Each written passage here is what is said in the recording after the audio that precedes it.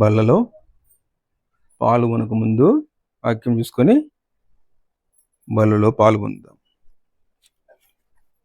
1 కొరింథీయులకు రాసిన పత్రిక 1 కొరింథీ 11వ అధ్యాయము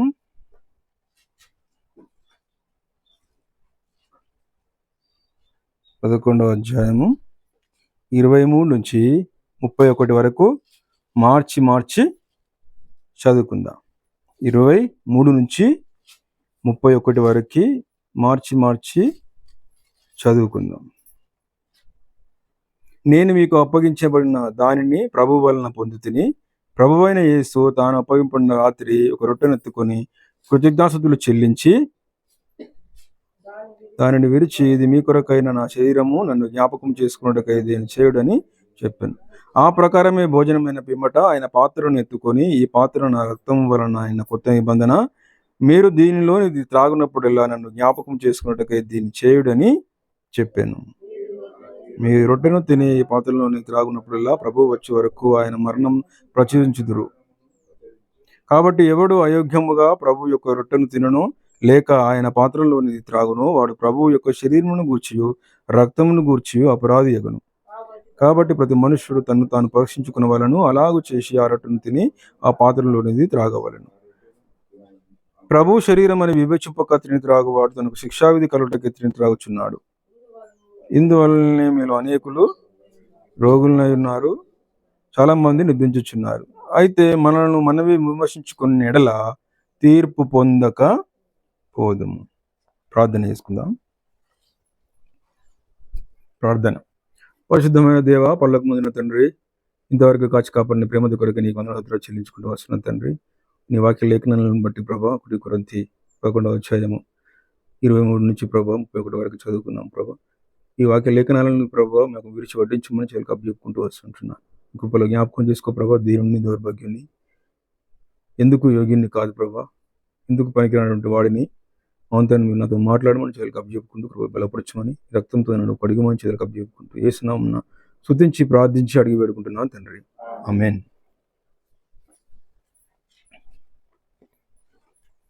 ఎలా పాలు పొందాలన్నట మనం ఇలా బలలో యోగ్యముగా పాలు పొందాలి. ఎలా పాలు పొందాలా? యోగ్యముగా పాలు పొందాలి. మరి యోగ్యులు ఎవరు?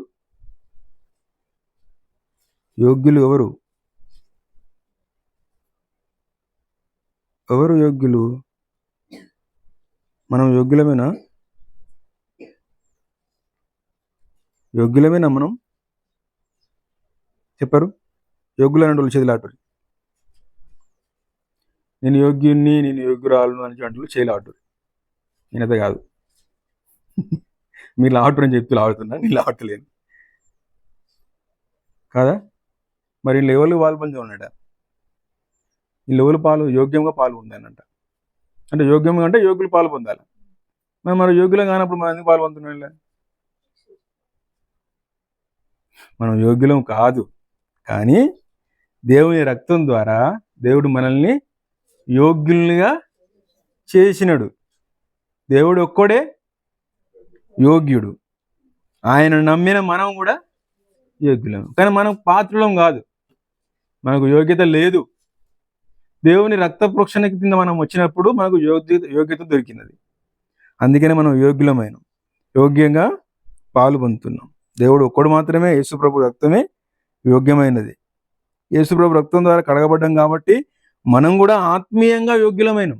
శారీరకంగా యోగ్యులం కాలేము, ఆత్మీయంగా మాత్రము యోగ్యులమైనం. కాబట్టి ఆత్మవిమర్శ చేసుకొని యోగ్యంగా పాలు పొందాలి బల్లలో.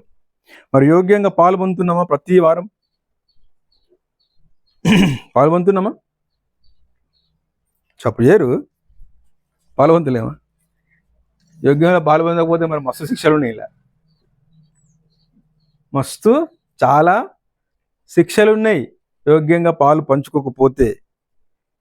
చూద్దామా ఒకసారి ఎలా ఉండాలి, ఎలా ఉండకూడదు? మనము యోగ్యంగా ఉండాలా, యోగ్యంగా ఉండకూడదా? ఎట్లా ఉండాలా, ఎట్లా ఉండకూడదు ఒకసారి చూద్దాం. గలతీ పత్రిక 5వ అధ్యాయము గలతీ తీసారా? గలతీ 5వ అధ్యాయము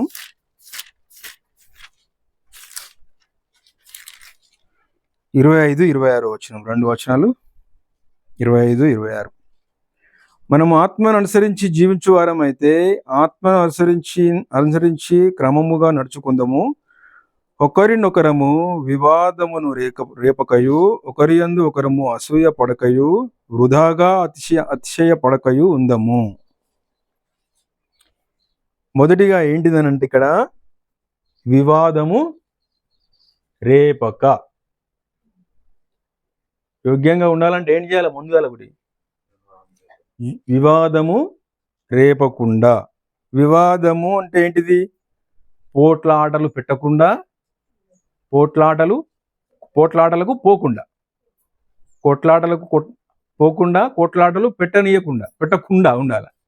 మనం చేసేటి మాత్రం వస్తుంటాయి, ఇక్కడ అంటిపెట్టి తను రగులుతుంటే మనం చూసుకుని కూర్చుంటాం. అనుకున్నట్టే జరిగిందిరా అనుకుంటాం. లేమా అట్లా? చాలా మంది ఉన్నాం అట్లనే అనుకుంటాం. మనం ఆత్మానుసరించి నడుచుకోవాలా, వివాదం రేపేవారిగా ఉండకూడదు. ఇక్కడ ఏం చెప్తున్నాడు దేవుడు?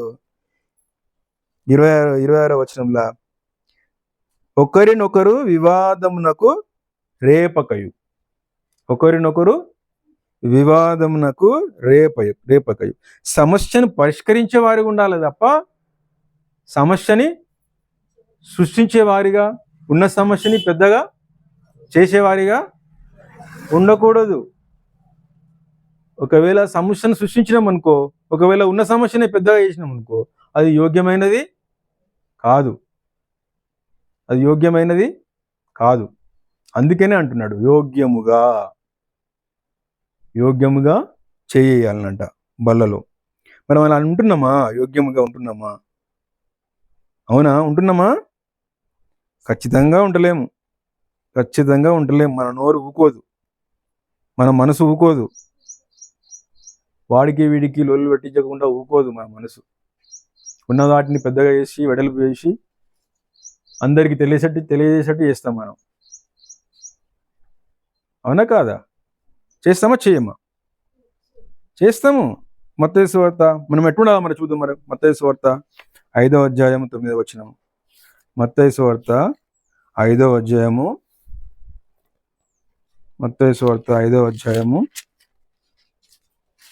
9వ వచనం. 5వ అధ్యాయము 9వ వచనం చూసినారా? చదవండి.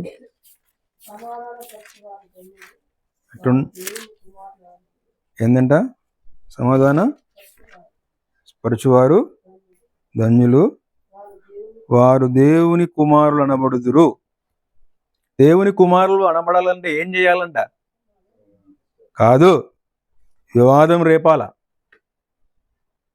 కదా. సమస్య పరిష్కరించాలన్నా, సమస్య తీర్చాలన్నా, దేవుని కుమారులు అనబడడానికి ఏం చేయాలంట? సమాధాన పరచువారు ధన్యులు, వారు దేవుని కుమారులు అనబడుదురు. మనం సమాధాన పరచలేమనంటే మనం ఏంటిది? సాతాను కుమారులు, అబద్ధానికి జనకుడైన వాడి వారసులం అవుతాం. ఎవరు అబద్ధానికి జనకుడు? సాతాను. ఇది నిజమా అన్నమంటే అబద్ధానికి జనకులమే. అక్క ఫలాని సంగతి నచ్చింది, ఇది నిజమా, ఇది నిజమేనా అన్నమంటే అబద్ధానికి జనకులమే. ఆడి జనకుడు వానికి మనకు పిల్లలం అవుతాం. అబద్ధానికి జనకుడు ఎవరు? అక్క ఎవరు? కూర్చు కాదు, ఎవరు? నిద్రపోతున్నావు, యాక్టింగ్ చేయదు. మళ్ళీ దొరికినప్పుడు ఒప్పుకోవాలా. అది దేవుని పిల్లల లక్షణం. ఓకే, పోవద్దు, నీరవద్దు, మంచిది, ఇవ్వద్దు. నేను అడుగుతా, నేను ఇంకా ఇది 20 సార్లు నీరవైనా 20 సార్లు చెప్తా. నాకు లేదు భయం, మీకుంటే ఉన్నది, లేకపోతే లేదు. దేవుడి పిల్లలం అన్నప్పుడు ఎట్లుండాలంట? సమాధాన పరిచివారిగా ఉండాలా తప్ప సమస్యను పెద్దదిగా చేసేవాళ్ళుగా ఉండకూడదంట. అమ్మలక్కల ముచ్చట్లు పెట్టకూడదు, అన్నదమ్ముల ముచ్చట్లు కూడా పెట్టుకోకూడదు. అక్కడ ఇక్కడ చెప్పి సమస్యని పెద్దగా చేయకూడదు. అదే యోగ్యమైనది. మనం యోగ్యంగా ఉండాలంటే అవే చేయాలి. అప్పుడే బలలో పాలు పొందడానికి మనకు యోగ్యత దొరుకుతుంది, సమాధానం దొరుకుతుంది, సమాధానం వస్తుంది. అర్థమవుతుందా? సమాధాన పరచువారు ధన్యులవుతారు. చూడు, దేవుడు ఏం కోరుకుంటున్నాడు? మరి సమాధానం కోరుకుంటున్నాడా, విరోధాన్ని కోరుకుంటున్నాడా దేవుడు? చూడండి, కీర్తనల గ్రంథం 120 అధ్యాయం 7వ వచనం. కీర్తనలు 120 అధ్యాయము, కీర్తనలు 127వ వచనం. నేను కోరున్నది సమాధానమే, ఆయనను మాట నా నోట వచ్చిన తోడనే వారు యుద్ధమునకు సిద్ధమగుదురు. మెయిన్ ఇక్కడ ఏంటిది మనకి? నేను కోరున్నది సమాధానమే. దేవుడు ఏం కోరుకుంటున్నాడంట? సమాధానమే కోరుతున్నాడు, అల్లరి కోరుకుంటలేడు. దేవుడు అల్లరికి కర్త కాదు, సమాధానానికి కర్త. మనకు అవసరం లేదు. ఒక అక్క తప్పు పని చేసిందా, అక్క గురించి దేవుడి దగ్గర ప్రార్థన చేయాలా. ఒక అన్న తప్పు పని చేసినాడా, అన్న గురించి దేవుని దగ్గర మాత్రమే ప్రార్థన చేయాలా. ఇంకో అక్క దగ్గర తీసుకుపోయి చెప్పొద్దు. ఇంకో అక్క దగ్గర తీసుకుపోయి చెప్పొద్దు. చెప్పినామా దేవుడికి విరోధంగా పనిచేసినట్టే. మనుషులు ఎవరి స్వరూపము? దేవుని స్వరూపము. నువ్వు నేను అందరము దేవుని స్వరూపాలము. ఒక మనిషిని మనం కించపరుస్తున్నామంటే ఏ స్వరూపాన్ని కించపరుస్తున్నాము? దేవుని స్వరూపాన్ని కించపరుస్తున్నాము. ఒక మనిషి అందంగా లేడు, అందహీనంగా ఉన్నాడు, వాళ్ళని మనము చీ అంటున్నామంటే ఎవరిని కించపరుస్తున్నట్టు? ఎవరిని చీ అన్నట్టు? దేవుని చీ అన్నట్టే. ఒక మనిషి కురుపులతోటి కుష్ఠరోగంతో బాధపడుతున్నాడు అనుకో, తను చూసి చీ అన్నమా? దేవుని చీ అన్నట్టే. వాడిని సృష్టించింది ఎవరు? దేవుడు. ఆ రోగం పెట్టింది ఎవరు? దేవుడు. ఎందుకు పెట్టాడు ఆ రోగం? నీలో నాలో మంచితనం ఉందో లేదో చూస్తేందుకు పెట్టినాడు. దీనుల్ని, దరిద్రుల్ని, దిక్కులేని వారిని ఎందుకు పెట్టినాడు దేవుడు? నీ గురించి నా గురించే, నీ గురించి నా గురించే. ఎందుకు? వాడు ఏమైనా సహాయం చేస్తాడా, చేయడా? వీడి మనసు నాలో ఉందా లేదా? తోవంటి పోతుంటే అంత పెద్ద క్షమాగుణం మనకు ఉంటుందో లేదో, నాకైతే లేదు. దేవుడు ఇంక ఇవ్వాలని కోరుకుంటున్నాను నేనైతే. మన సంపాదన మన దగ్గర పెట్టుకుంటాం, కానీ ఓ 10 రూపాయలు పెట్టి ఒకరికి అన్నం ప్యాకెట్ తీసుకుపోయి కొనియం. మనం 1000-1500 పెట్టి 2000 పెట్టి బిర్యానీ తింటాం, కానీ 100 రూపాయలు పెట్టి చిన్న భోజనం ప్యాకెట్ తీసుకుపోయి తోవంటున్న వాళ్ళకి ఇవ్వం. ఇయ్యము, ఇచ్చే బుద్ధి మనకు ఉండదు. కానీ దేవుడు ఇవ్వాలని చెప్తున్నాడు, ఇవ్వాలని చెప్తున్నాడు. దేవుడు ఆ మత్తయి సువార్తలను, లూకా సువార్తలను రాసి పెట్టినాడు. ఏంటిది? నేను నీ దగ్గరికి ఆకలి వచ్చినాను, నువ్వు నాకు అన్నం పెట్టలేదు. నీ దగ్గరికి నేను దప్పికొని వచ్చిన, నాకు నీళ్ళు ఇవ్వలేవు. నేను వస్త్రం లేక వచ్చినా, నాకు వస్త్రం ఇవ్వలేదు అని అంటే, నువ్వెప్పుడు వచ్చినావు ప్రభా నా దగ్గరికి? నువ్వెప్పుడు వచ్చినావు ప్రభా? నేనెప్పుడు ఇవ్వలేను ప్రభా అని అంటే, పలాని వ్యక్తి వచ్చినాడు కదా, ఆ వ్యక్తిని నేనే. వాడికి నువ్వు ఇవ్వలేవు, వాడికి ఇయ్యనందున నాకు కూడా ఇయ్యలేవండి. ఇయ్యనట్టే. వాళ్ళ స్వరూపం ఎవరిది? దేవుడి స్వరూపం. అంటే మనం ఒకరికి మంచి చేసేవారిగా ఉండాలి తప్ప చెడు చేసేవారిగా ఉండకూడదు. సహాయపడవాళ్ళగా ఉండాలి మనం. అదేమన్నా కానీ, ఏదన్నా కానీ ఉన్న దాంట్లో మనం ఎంత పంచి పెడితే దేవుడు అంతా ఇస్తాడు. దేవుడు అంతా ఇస్తాడు. సపోజ్గా నా దినవాక్యం నుంచి చూద్దాం. ఈరోజు నా దినవాక్యము ఈరోజు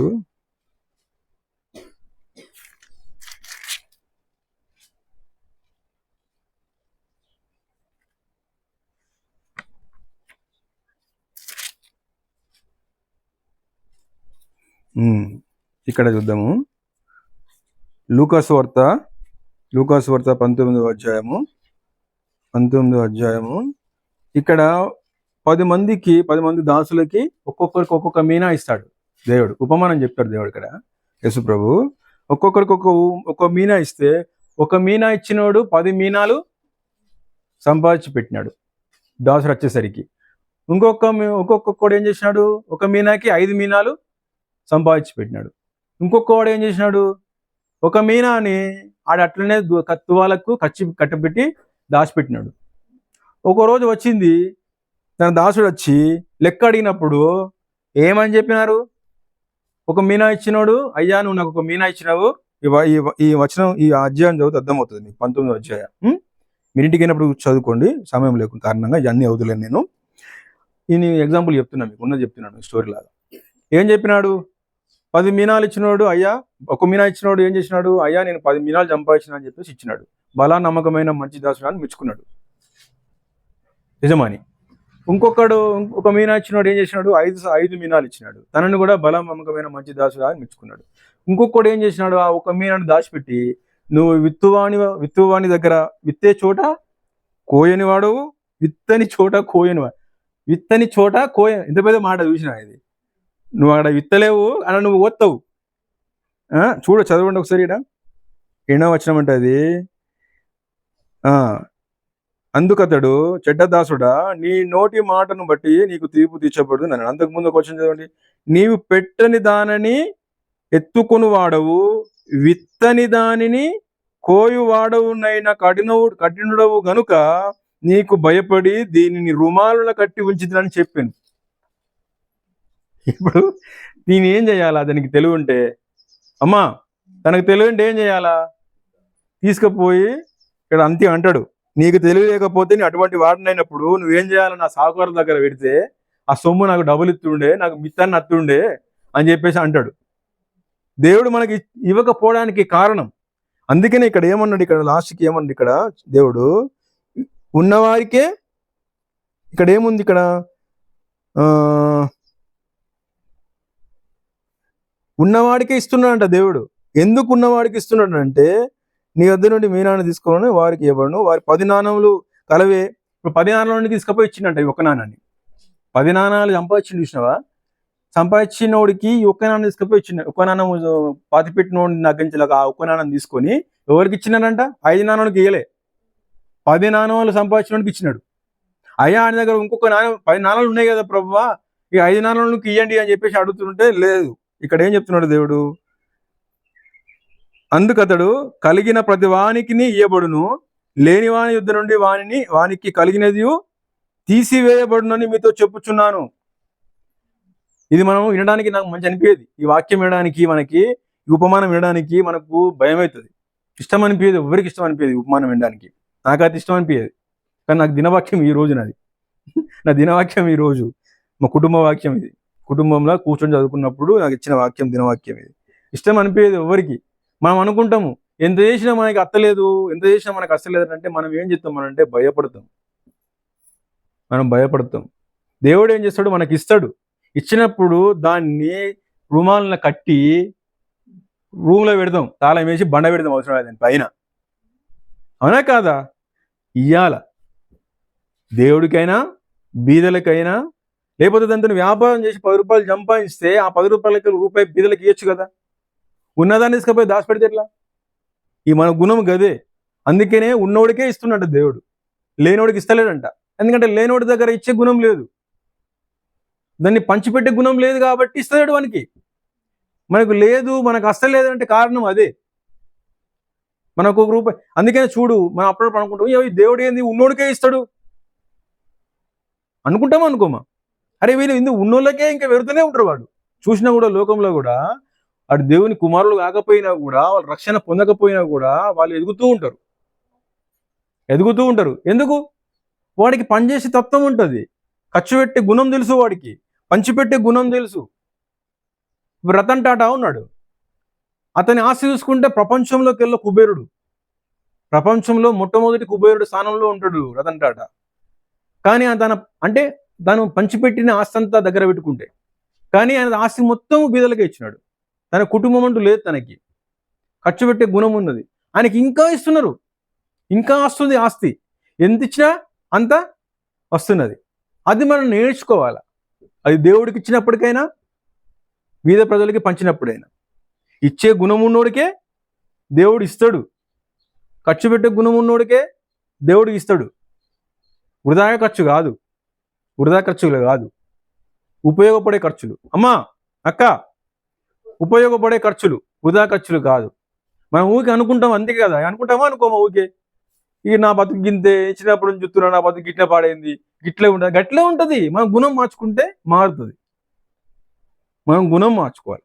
మనం రూపాయి కూడా ఎవరికి ఖర్చు పెడుతున్నాం ఎవరికైనా.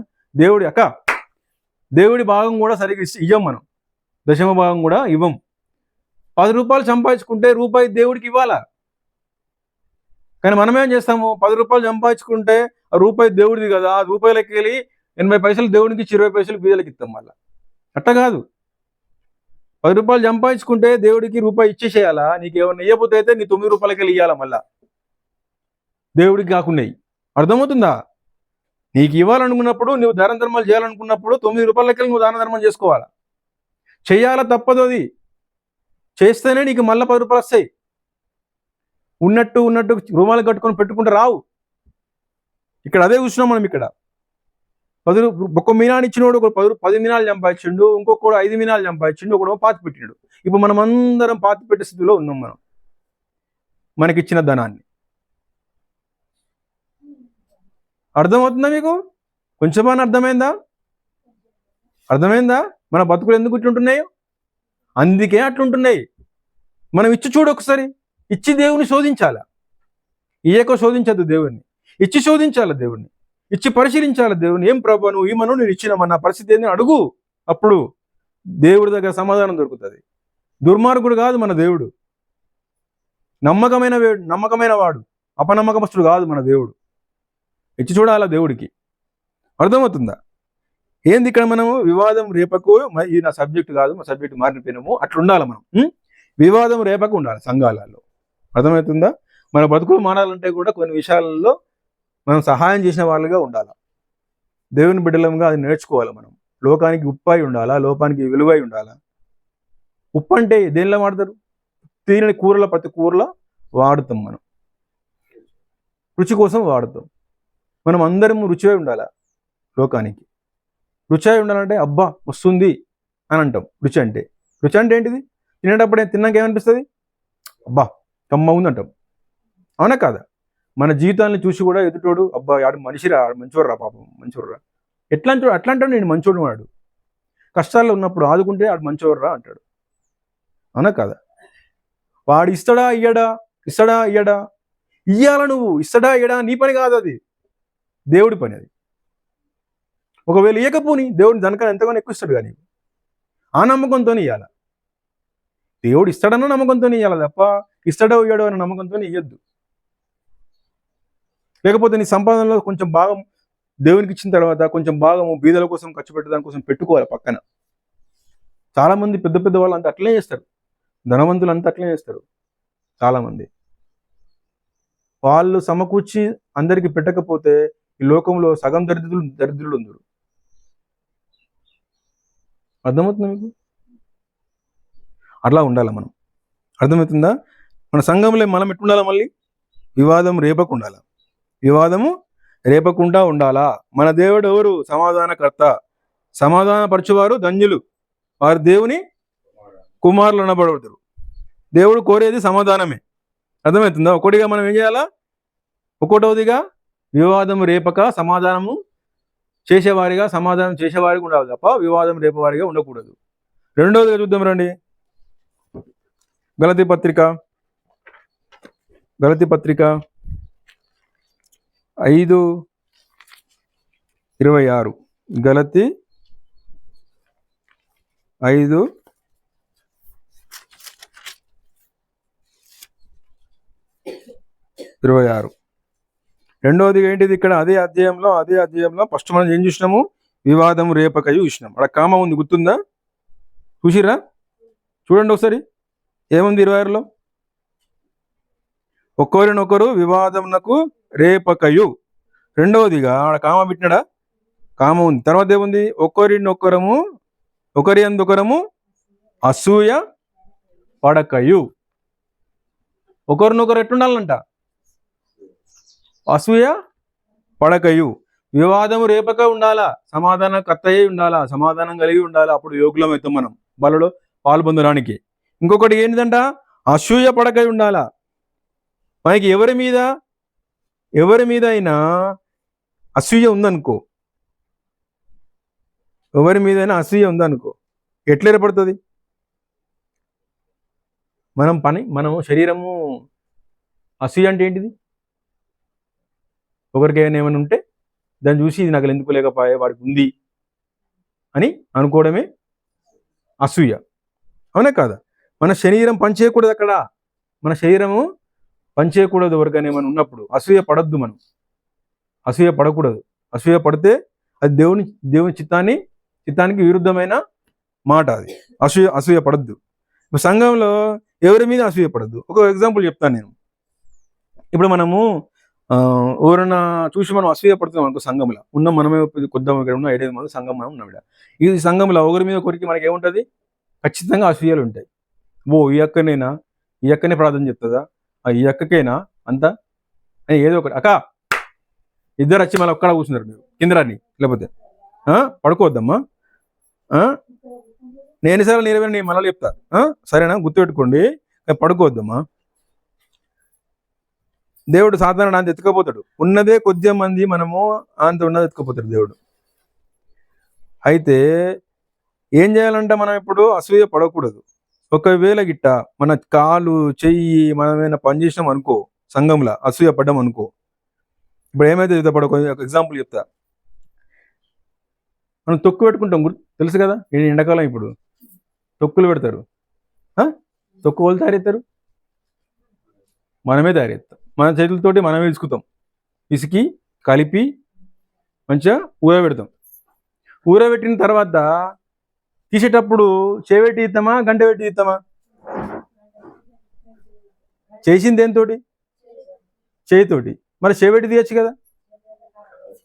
ఏమవుతుంది? ఖరాబ్ అవుతుంది. ఎవరు చేయబెడితే? సంఘం. అది ఎవరు తొక్కు? మనది. తయారు చేసింది ఎవరు? మనము. చేయబెట్టేది ఎవరు? మనము. ఎందుకు ఖరాబ్ అవుతుంది మరి? బూజ పడుతుంది, అవునా కాదా? ఏం పెట్టి తీయాలా? గంటె పెట్టి తీయాల. గంటె ఎవరు? దేవుడు. గంటె దేవుడు. మన సంఘమే తొక్కనుకో, మన సంఘమే తొక్కనుకోండి. మేము సమస్య జరిగింది, మనం ఏలు పెట్టినాం అనుకో సంఘంలో, మొత్తం సంఘం అంతా ఖరాబ్ అవుతుంది. సంఘం మొత్తం ఖరాబ్ అయిపోతుంది. ఏం పెట్టాలి అప్పుడల్లా? గంటె పెట్టాలా. ఆ గంటె ఎవరు? దేవుడు. సంఘాన్ని అప్పుడు ఏం చెప్పాలా? దేవుడికి అప్ప చెప్పాలా. అన్న ప్రభువా పలానా అన్న ఇట్లా చేస్తున్నాడు, ప్రభువా పలానా అక్క ఇట్లా చేస్తుందని దేవుడు అనే గంటకి పని పెట్టాలా. అప్పుడు దేవుడు ఆ గంటతోటి ఒక్కొక్కరిని తోముతుంటాడు. ఇక నడుస్తూ ఉంటుంది, సంఘం అంతా నడుస్తూ ఉంటుంది మంచిగా. అర్థమవుతుందా మీకు? మన తొక్కుల్లే మనమే చేయబెడితే నడవది. దేవుడి సంఘంలో నువ్వు ఎట్లా చేయబెడతావు చెప్పు? ఒకరి మీద ఒకరు అసూయపడి, ఒకరి మీద ఒకరివి భేదాభిప్రాయాలు పెట్టుకొని మనం ఏం చేయగలం? మనమే చేయగలమా? సంపాదించింది దేవుడు, తన సరక్తం ఇచ్చి సంపాదించుకున్నాడు దేవుడు సంఘాన్ని. అట్టిగా కాదు, ఆయనకే అప్ప చెప్పాలా. మళ్ళా ఏదైనా సమస్య వచ్చినప్పుడు మనం పనిచేయద్దు, మన చేతులు పనిచేయద్దు. అర్థమవుతుందా? ఒక స్పూన్ లాగా దేవుణ్ణి వాడు, ప్రభువా ఈ సంఘం ఖరాబ్ అవుతున్నది, సంఘం ఇట్లా అవుతున్నది అని చెప్పేసి చేయాలి. మరి ఒక తొక్కులనేనా ఇంకేమన్నా పెట్టినా కూడా చేయబెడితే ఖరాబ్ అవుతుందా? అన్నిట్లల్లా, తినే వస్తువులల్లా అన్నం వండుకున్నాం అనుకో, ఒకవేళ పొద్దున చేయబెట్టి ఆయన లోపి టిఫిన్ పిల్లలు వేసుకొని పెట్టుకొని పోయామనుకో, వచ్చేసరికి ఏమవుతుంది? మొత్తం పాసిపోతే నీళ్ళు అవుతుంది, అవునా కాదా? పప్పులు చేయబెట్టినాం అనుకో, మన చెయ్యి దుర్మార్గమైన చేతులు. అర్థమవుతుందా? దుర్మార్గులం మనము, మంచోళ్ళం కాదు. అర్థమవుతుందా? మనం వండుకున్న కూరలనే మనం చేయబెడితే ఖరాబ్ అయిపోతుంది. సంఘంలో చేయబెడితే దేవుడు ఊరుకుంటాడా? సంఘం ఖరాబ్ అవుతుంది, ఆ పాపం మనం అవుతుంది. అర్థమవుతుందా? దేవుడికి అప్పచెప్పాలి, ఆ పనిని దేవుడికి అప్పచెప్పాలి. అప్పుడు సంఘాలన్నీ బాగుపడతాయి. సంఘమైనా మనమైనా మన జీవితంలో కూడా మనం చేయబెట్టుకుని ఖరాబ్ చేసుకుంటాం అప్పుడప్పుడు. ఏమైందంటే నా జీవితం నేనే ఖరాబ్ వేసుకున్నాడు కొంతమంది అంటారు. అట్లే ఏద్దాము, నా జీవితం నేనే ఖరాబ్ వేసుకున్నాను, వాళ్ళు చెప్పదు తినక నా జీవితం నేనే ఖరాబ్ వేసుకున్నా అని ఖరాబ్ అయిన తర్వాత పశ్చాత్తాపడతాడు. కానీ ఏం లాభం? వృధా. ఏం లాభం లేదు, అది వృధా. నేను కూడా నా జీవితాన్ని ఒకసారి ఖరాబ్ వేసుకున్నాను అట్లనే. నా జీవితంలో నా చేయబెట్టుకున్నా, నా కూరలో నా చేయబెట్టినట్టు, నా తొక్కులో నా చేయబెట్టుకున్నట్టు పెట్టుకున్నా. అది వేరే విషయంలే. మా బాబు ఉన్నాడు ఇక్కడ, భయం అవుతుంది నాకు. చెప్పడానికి. అది చెప్తున్నాను. విషయం ఏంటంటే నా జీతంలో నేనే పెట్టుకున్నాను చేతులు. ఖరాబ్ అయింది, జీతం ఖరాబ్ అయింది. నిలబడడానికి చాలా కష్టమవుతుంది. నిలబడాలంటే మళ్ళీ ఏంది, చాలా కష్టమవుతుంది. అటువంటి పరిస్థితుల్లో మనం ఉండొద్దు. అర్థమవుతుందా? అసూయ పడద్దు, అల్లరికి కత్తలం కావద్దు.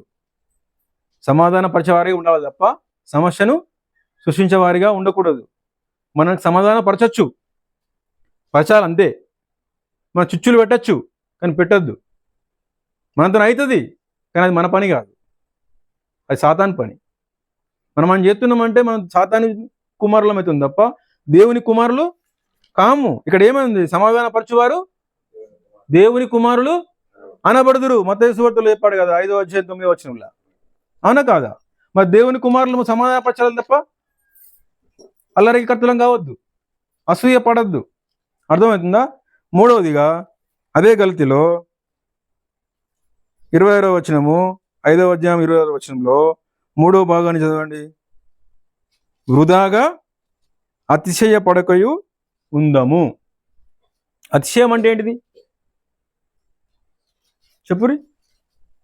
అతిశయం అంటే ఏంటిది తెలదా?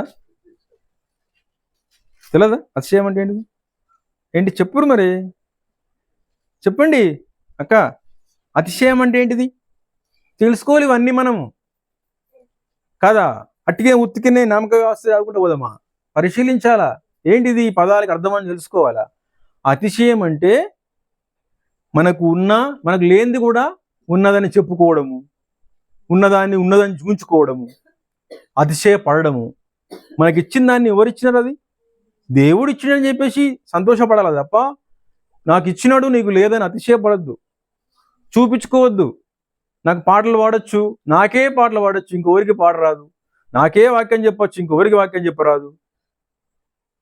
నేనే మంచిగా వంట చేస్తా, నేనచ్చే చేపలు ఎత్తా, నేనచ్చే మందిరానికి అడుగుతా అని అతిశయ పడకూడదు.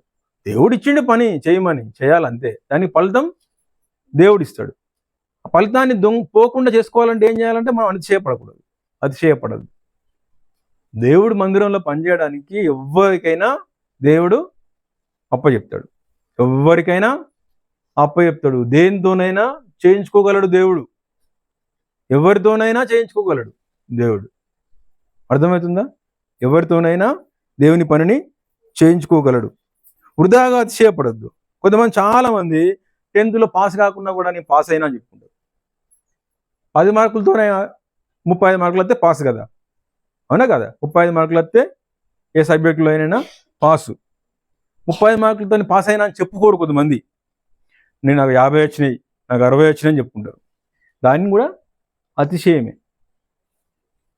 ఒక ఫోను లేకపోతే ఒక పెన్ను ఉంటుంది, 100 రూపాయల పెన్ను అనుకో, ఇది నా జేబులో ఉంది పెన్ను, 100 రూపాయల పెన్ను నా జేబులో ఉంది.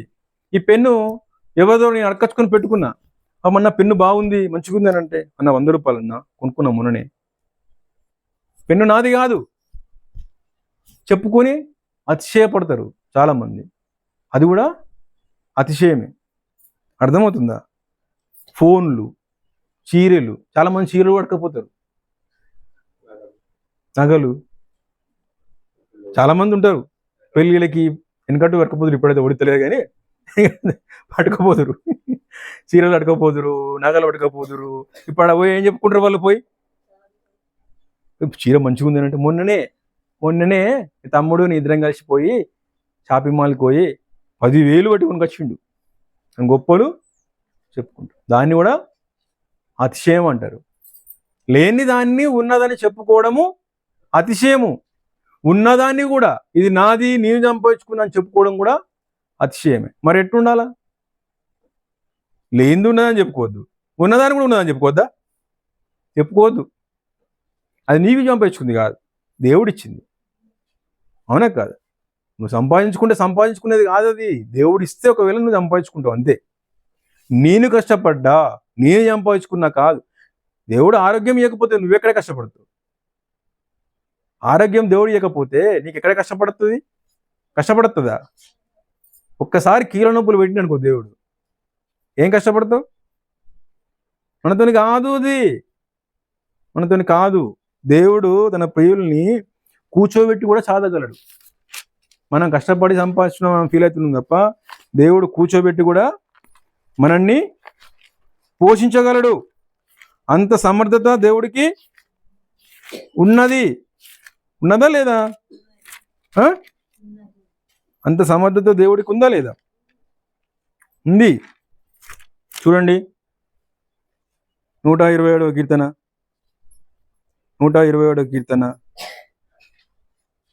2వ వచనం. మీరు వేకువనే లేచి చాలా రాత్రి అయిన తర్వాత పండుకొనుచు కష్టార్జితమైన ఆహారము తినుచు నుండుట వ్యర్థమే. తన ప్రియులు నిర్దించుచుండగా ఆయన వారికిచ్చుచున్నాడు. ఎంత గొప్ప మాట చూడిది. దీన్ని మనం నమ్మము, మన కష్టాన్ని నమ్ముతాం, మన వాక్యాన్ని నమ్మము. తన ప్రియులంట పడుకుంటుంటే తిండి పెడుతున్నాడట దేవుడు. మనం ఏం చెప్తున్నాం? ఇక్కడ ఏం చెప్తున్నాడు దేవుడు? వేకువనే లేచి చాలా రాత్రి అయిన తర్వాత పండుకొనుచు కష్టార్జితమైన ఆహారము తినుచుండుట వ్యర్థమేనంట. నువ్వెంత కష్టపడ్డా వ్యర్థమే, అంతే కదా? ఎంత కష్టపడ్డా వ్యర్థమే. ఇక్కడ అదే ముందు మాట కూడా, యెహోవా ఇల్లు కట్టించిన యెడల దాన్ని కట్టువని ప్రయాస వ్యర్థమే. పోయిన వారం మనం చూసుకున్నాం ఇది. అన్ని వ్యర్థమేగా, అన్ని సంబంధమే, అన్నిటికీ దానికి లింక్ అయి ఉంటుంది, లింక్ అప్ అయి ఉంటుంది. మనం అనుకుంటాము మనం సంపాదించుకున్నాం అనుకుంటాం, అతిశయపడతాం మనం. లేదు, మనం సంపాదించుకోకున్నా, మనం కష్టపడకున్నా దేవుడు సాధే శక్తి ఉన్న దేవుడు, మనల్ని పోషించే దేవుడు. గడ్డి పువ్వులు చూడుడి, అవి ఇళ్ళ ఉండి తెల్లారి ఆరిపోయే వాటిని అంత అందంగా తీర్చిదిద్దిన దేవుడు. వాటిని అంత అందంగా తీర్చిదిద్దిన దేవుడు మనల్ని తీర్చిదిద్దడా? నోటి మాటతో చేసిన ఆకాశ పక్షులకి ఆహారాన్ని కలిగించిన దేవుడు తన సహస్రాలతో తన ఇష్టమైన రూపంతో తన రూపంలో చేర్చుకుని తన ఆయుష్ని తన వాయువుని మనకు ఊది తన శ్వాసని మనకు ఊదిన దేవుడు మనల్ని కాపాడుకోవడం ఆయనకి ఇష్టం లేదా? కాపాడడా? ఆయనే కాపాడగలడు. అది మనం విశ్వసించాలా, అది మనం నమ్మాల, గంతే. నమ్మితే చాలు. ఆయనకు సాధ్యమైనది అసాధ్యమైనది ఏది లేదు. తన ప్రియులు నిర్దించుచుండగా ఆయన వారికిచ్చుచున్నాడు. కుమారులు యెహోవా అనుగ్రహించు స్వాస్థ్యము గర్భఫలము ఆయన ఇచ్చు బహుమానమే. ఆయన ఇచ్చు బహుమానమే. నేను కన్నా, నేను చేసినా, నేను కష్టపడ్డా, నేను పెంచినా, నేను చదివించినా, నేను సంపాదించినా ఇవన్నీ మనం పెట్టుకోవద్దు. దేవుడు లేనిది ఓకే, మనం కష్టపడ్డాం, మనం చేసినాం, అతిశయపడద్దు. ఇంకా సంపాదించుకోవాలనుకున్నప్పుడు, ఇంకా సంపాదించాలనుకున్నప్పుడు, ఇంకా ఎదగాలనుకున్నప్పుడు అతిశయానికి పోవద్దు. అతిశయాన్ని పోకుండా ఉంటే ఇంకా సంపాదించుకోవడానికి దేవుడు దారులు తెరుస్తాడు. అర్థమవుతుందా? ఏంటిగా? వృధాగా చెప్పండి. వృధాగా అతిశయపడద్దు, అంతేనా? వృధాగా అతిశయపడద్దు. నువ్వు చేస్తున్న పనులన్నిటిని దేవుడు చూస్తాడు. వీడు ఏం చేస్తున్నాడు అని దేవుడు అన్ని సాటుకు చేసినా, నేటికి చేసినా అన్ని దేవుడికి తెలుసు. తెలియదని అనుకోవద్దు. ప్రతిదీ దేవుడికి తెలుసు. చూడండి ఒకసారి ప్రసంగి గ్రంథము 8, ప్రసంగి 8వ అధ్యాయము 6 నుంచి 9 వచనం దాకా చదవండి. చదవనా? నేను ఎవరు చదువుతలేరు. ప్రతి సంగతిని విమర్శించు సమయమును ఏర్పడి ఉన్నది, లేని ఎడల మనుషులు చేయు కీడు బహు భారమగును. సంభవింపబోవునది నరులకు తెలియదు, అది ఎలాగూ సంభవించినో వారికి తెలియజేయు వారెవరు? గాలి విసిరకుండా చేయుటకు గాలి మీద ఎవరికి అధికారం లేదు. మరణదినము ఎవరికి వశము కాదు. ఈ యుద్ధమందు విడుదల దొరకదు. దౌర్జన్యము దానిని అనుసరించు వారిని తప్పింపదు. సూర్యుని క్రింద జరుగు ప్రతి పనిని గూర్చి నేను మనసిచ్చి యోచన చేయుచుండగా ఇదంతయు నాకు తెలిసెను. మరియు ఒకడు మరి ఒకని పైన అధికారి అయి తనకు హాని తెచ్చుకొనుట కలదు. అర్థమవుతుందా? సూర్యుని కింద ఏం జరిగినా దేవుడికి తెలియకుండా జరగదు. మనం ఏం కింద ఉన్నాం? సూర్యుని కింద ఉన్నాం. ప్రతిదీ తనకు తెలుసు. ఒకరోజు వస్తుంది తీర్పు దినం, అప్పుడు చెప్తాడు దేవుడు ఇవన్నీ. తీర్పులో ఉండొద్దు అని అనుకోవాలా, తీర్పుకు పోవాలని అనుకోకూడదు. తీర్పు తప్పించుకోబడాలా మనం. అంటే మనం చనిపోక ముందే అన్ని పొరపాట్లను ఒప్పుకోవాలా, సరిదిద్దుకోవాలా, సరి అయిన భక్తి జీవితంలో నడవాలా. అర్థమైందా? నిష్ట కలిగి ఉండాలా. ఎన్ని రోజులు? 41 రోజులు, 21 రోజులు కాదు నిష్ట కలిగి ఉండడం. జీవితాంతం నిష్ట కలిగి ఉండాలా. అదే అన్నిటికైనా పెద్ద నిష్ట, అదే అన్నిటికన్నా పెద్ద దీక్ష. మనం దీక్షకు పూనే ఉన్నాం. మనము సిద్ధులమే వచ్చినా, మనం దీక్ష చేసుకున్నాం వచ్చినాం. మనం యేసు ప్రభువులో ఏ పాపం చేయకుండా ఉండాలని దీక్ష తీసుకున్నాం. మనం 41 రోజుల దీక్ష కాదు ఇది, లైఫ్ లాంగ్ కొనసాగించబడే దీక్ష. మరణం వచ్చేంత వరకు కొనసాగించాలా ఈ దీక్షని. అర్థమవుతుందా? కావున మనందరం ఏం చేయాలా? వివాదము రేపకయు సమాధాన పరచుచు అసూయ పడకయు వృధాగా అతిశయపడకయు. అతిశయపడమే పెద్ద తప్పు. మళ్ళీ వృధాగా అతిశయపడు. అతిశయపడద్దు అసలు. ముఖ్యంగా మళ్ళీ వృధాగా అతిశయపడతాం అన్నిటి విషయంలో. అంటే ఆయన గాంధీ దానికోసం కూడా, మనది గాంధీ దానికోసం కూడా అతిశయపడతాం. అతిశయపడద్దు. అర్థమవుతుందా? వృధాగా అతిశయపడక ఉండాల. మనల్ని మనమే విమర్శించుకోవాలి. ఎప్పటి వరకు? మరణం వచ్చేంత వరకు. ఒక బ్రదర్ అన్నాడు, ఒక బ్రదర్ అడుగుతున్నాడంట. ఏమో అడిగినాడంటే, మనం ఎట్టుంటామంటే దేవుని బిడ్డలుగా ఉండలేం. మనం దేవుని బిడ్డలుగా ఉండలేం. అడిగిండంట ఒక బ్రదర్ని, దరిద్రులంతా ఎక్కడ ఉంటారు అని అడిగిండంట.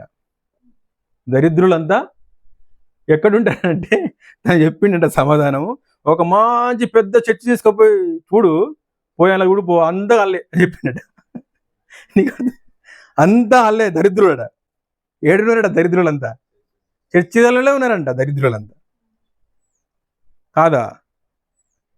మనకన్నా అన్యులు మేలు. నిజమమ్మా. వాళ్ళకు తెలియక తప్పని చేస్తున్నారు, మనం తెలిసి కూడా చెప్తున్నాం. మన దరిద్రులమా కాదా? అవునా కాదా? మరి దరిద్రంగానే ఉందామా మనం? మన జీవితం అంతా ఉందాం అట్లే? అద్దు, అటు ఉండద్దు. దరిద్రమైన జీవితం జీవించొద్దు. బైబిల్ పట్టుకొని మరి, పరిశుద్ధమైన గ్రంథం పట్టుకొని దరిద్రమైన జీవితాన్ని మనం జీవించొద్దు. ఈ అతిశయపడు, అసూయపడు, సమాధాన పరచకపోవడము, వివాదం రేపుకుంటూ ఉంటాడే, అది దరిద్రులు చేసే పని కాదా? మంచి వాళ్ళు చేసే పని కాదు అది. అట్లా ఉండడము దేవునికి ఇష్టం లేదు. అర్థమైందా? దీనులు కలిగి ఉండాలి. మనం దీనులమే ఉండాలి. ఒకరికొకరు ఆత్మీయంగా ఎదుగుతూ ఉండాలి. ఒకరినొకరు పురికొల్పుతూ ఉండాలి. ఒకరికి అర్థం కాకపోతే ఒకరికి అర్థం చేస్తూ ఉండాలి. ఒకరు చెబుతూ ఉండాలి. అది కూడా ప్రేమగా చెప్తూ ఉండాలి. అధికారంతో కాదు, ప్రేమగా చెప్తూ ఉండాలి. ఆధిక్యతతో కాదు, ప్రేమగా చెప్తూ ఉండాలి. ఒకరికొకరు సరి చేసుకుంటూ ఉండాలి. ఆరిపోయిన దీపాన్ని అంటిపెట్టుకుంటూ ఉండాలి. ఎంతమంది నీరైపోయినారట కన్యకలు దేవుడు వచ్చే సమయంలో?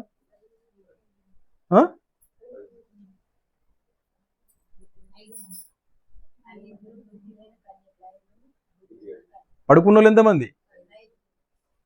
మనకు అదే తెలుసు. పడుకున్న వాళ్ళు 10 మంది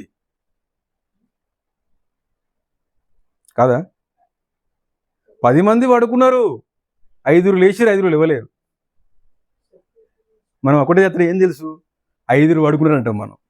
కాదు, 10 మంది అన్నారు. 10 మంది పడుకున్నారు కానీ 5 స్పృహలో ఉన్నారు. స్పృహలో ఉండి భయంతో నుండి జట్మని లేచినారు దేవుడు వచ్చే మూమెంట్లో బూరధ్వనిని. పడుకోవాలా, తప్పు కాదు, కానీ స్పృహలో ఉండాలి. మనకు ఒకటే తెలుసు, 5 పడుకున్నారు అంటాం మనం. ఎవరు ఎప్పుడైనా గంతే అంటాం. 5 బుద్ధి లేని కన్యకలు పడుకున్నారు అంటాం. పడుకున్నది 10 మంది, కానీ బుద్ధి లేనిది 5కి. 5కి బుద్ధి తెచ్చుకొని లేచినారు, 5కి బుద్ధి రాక పడుకున్నారు. సంఘంలో అట్లా ఉంటాం మనం కూడా. అట్లుండద్దు. బుద్ధి లేని కన్యకల వల్ల ఉండకూడదు. అందరం పడుకుంటాం కరెక్టే, కానీ లేచే టైం వచ్చినప్పుడు లేవాలి. అది దేవునికి బిడ్డలకు ఉండవలసిన లక్షణం. మన దేవుడు ఎటువంటి వాడు? మనం అనుకుంటాము మనం దేవుడు ఇట్లా ఎత్తున్నాడు, మనకి ఏంటన్నాడు? భయం లేనట్టుగా లెక్క. ఇవన్నీ ఎత్తున్నాడు, మనకు భయం లేనట్టుగా ఎక్క కదా. ఎందుకు భయం లేదని? మన దేవుడు దీర్ఘశాంతుడేనా? దేవుడు ప్రేమించే దేవుడేనా? దేవుడు మన కొరకై రక్తాన్ని ఇచ్చిన దేవుడేనా? కల్వరి శిలువలో బలైన దేవుడేనా? ఏం సాధగాని దేవుడు అనుకుంటున్నామా? మనం ఏమనుకుంటున్నాం? మనకి ఎందుకు భయం లేదు మరి దేవుడు అంటే?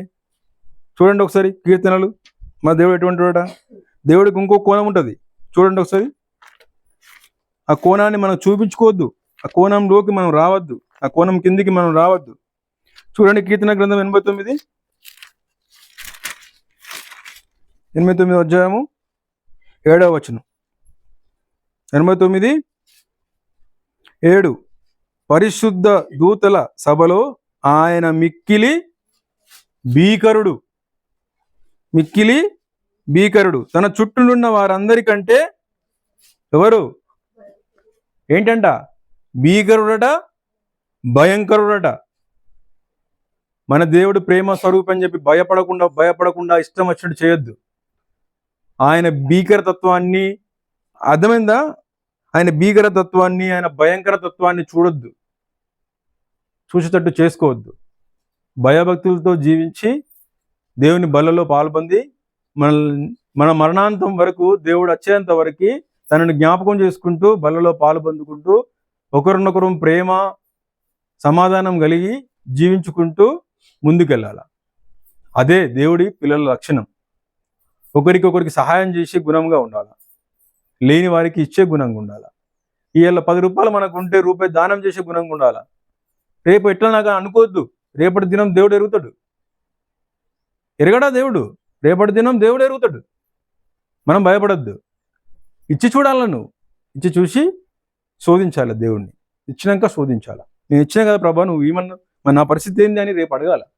దేవుడు దానికి సమాధానం చెప్తాడు. సమాధానకర్త అయిన దేవుడు ఆయన. అర్థమవుతుందా? అది దేవుని దృష్టిలో పెట్టుకొని, ఈ మాటలని దృష్టిలో పెట్టుకొని బలలో పాల్పొందండి. ఏం చేయాలంటే మనం ఇప్పుడు ఎట్లా పాల్పొందాలి? మనం వివాదం రేపకయు, సమాధానపరుచుకుంటూ, అసూయ పడకయు, అతిశయ పడకయు, ఈ 3 విధానాల్లో మనల్ని మనం పరిశీలించుకొని, ఏదైనా పొరపాట్లు వేస్తే తప్పులు ఒప్పుకొని, బల్లల్లో చేతి వేయక ముందే తప్పులు ఒప్పుకొని బలలో పాల్పొందాం. దేవుడి వాక్యాన్ని దీవించును గాక. ఆమేన్. Praise the lord.